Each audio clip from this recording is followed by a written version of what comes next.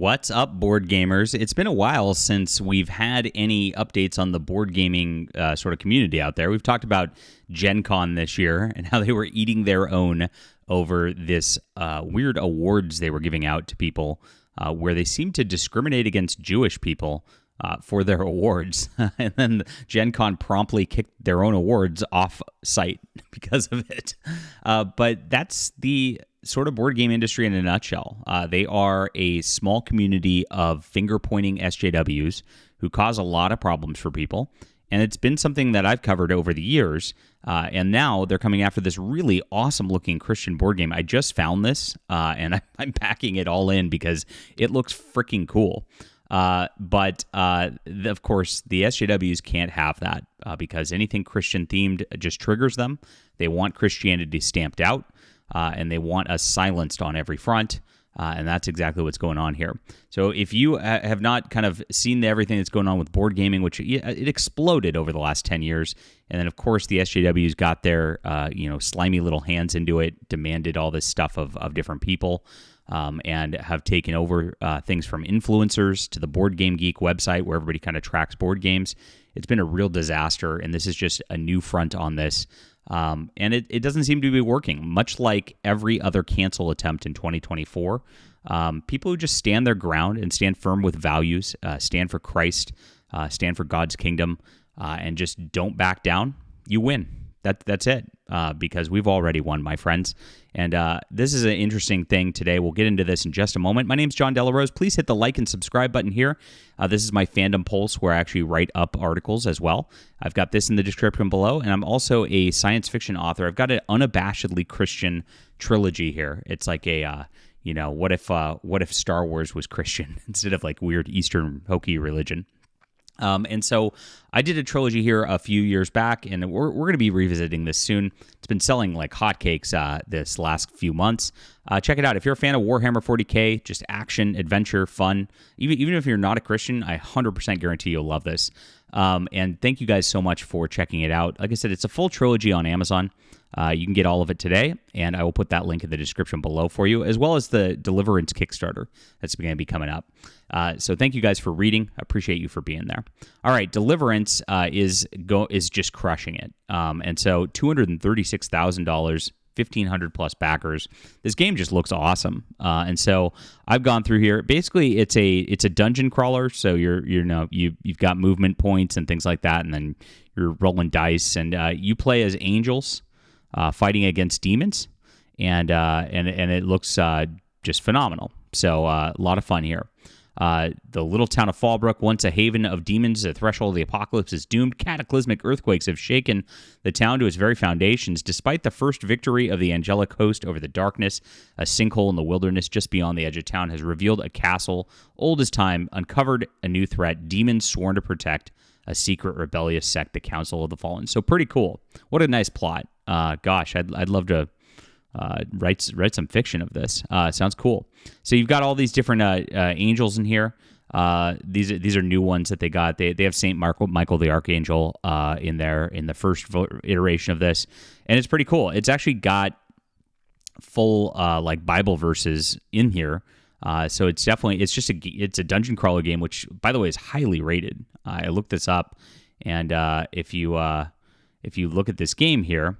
It's just like this is a review of it, and everybody just says I would recommend this game to just about anyone. The fact that it doubles as a one-shot that's easy enough for a novice gamer to learn, or a campaign with a fantastic depth to rules ratio makes it flexible and enjoyable to a wide range of people. I mean, pretty cool. So high reviews, production quality looks amazing. I'm backing this right now, so I definitely endorse this. Looks cool. And so, of course, it's getting attacked. And in my article, I gave kind of an overview of just some of the woke people in the industry. This guy, Rodney from Watch It Played, all the influencers who kind of are in the upper echelon just attack anybody who's a conservative or a Christian out there. The first one that came on my radar back in the day was a guy named Robert Burke, and he had a wonderful game called Silver Empire. And, of course, he came under attack for running a Facebook group for conservative gamers. It was really, really sad. These people just destroyed him. And then Tom Vassell at the Dice Tower hired a bunch of SJWs, including a new guy. I think I covered it a little earlier this year, if you look up Dice Tower on my channel. who is out there, canceling gamers for being conservatives and Christians. So this is just every influencer who gets big in the space is a part of this, and they try to tightly control the industry and make sure that only woke people get in. They're part of a organization called Gamma. I know, Gamma Male, right? But it's called the Game Manufacturers Association, and that Game Manufacturers Association runs Origins Game Fair in Ohio. It's a big deal, as well as a bunch of other summits across the country. Naturally, they banned me when I voiced interest in making a board game, and this guy Rodney went and of course tried to cancel me at the time.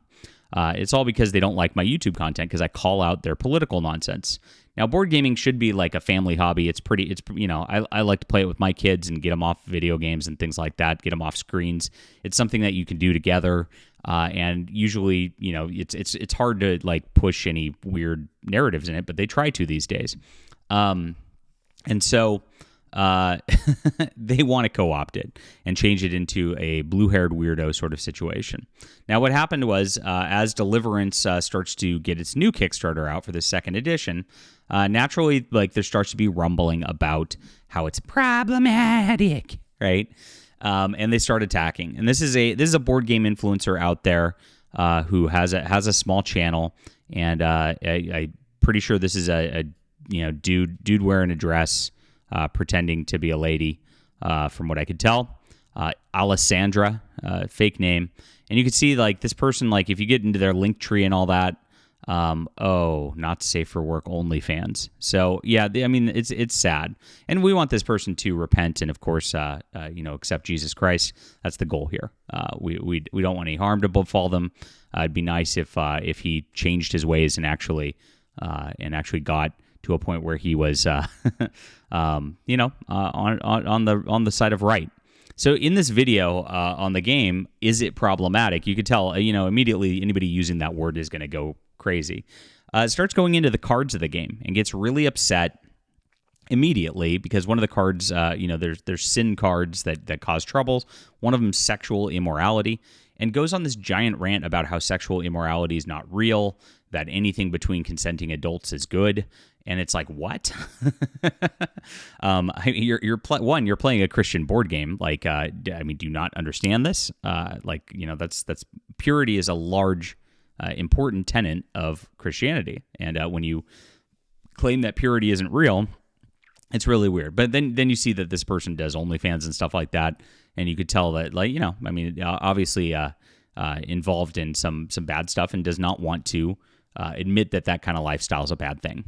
So, like I said, needs prayers and repentance over there. Moreover, one of the other cards is suicidal thoughts because, of course, suicide is a bad thing, and obviously it should be obvious. And those thoughts are negative things that can be caused by demons, and absolutely are. This is all in line with Christianity, and then says that's problematic. And then goes on this rant. Of course, it admits he's an atheist, right? Which is, par for the course here. And it goes on this rant on how Christians should make their board games and not actually talk about the Bible because there's other stuff in the Bible.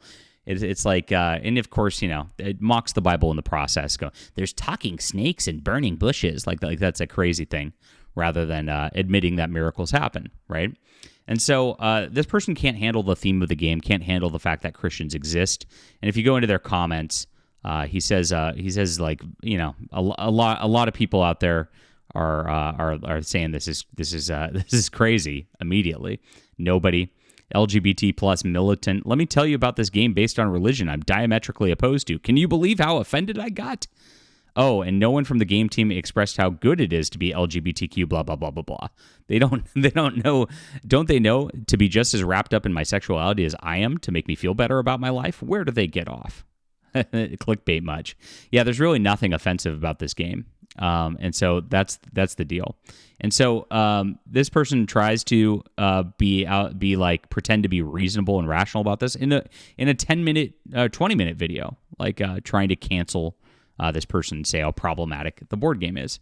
And this is what they do. They pretend they're the reasonable ones while this guy didn't, whoever made this, didn't bother that reviewer or anything like that. Just made a board game, and this person was offended because it had Bible verses in it. I mean, that's what it came down to.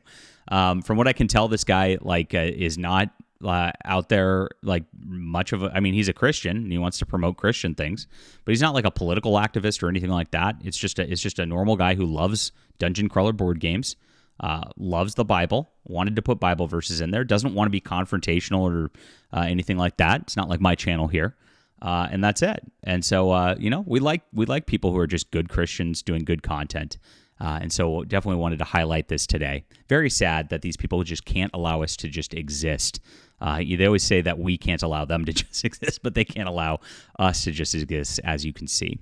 All right, so leave a comment down below. That's the board game industry update for now. Hit the like and subscribe button. I'll grab Deliverance and put it in the comments, and I will also put my Justified Saga of the Nano Templar. If you want some good Christian content and a great story, this is a wonderful trilogy. You'll love it. Thank you guys so much for being there.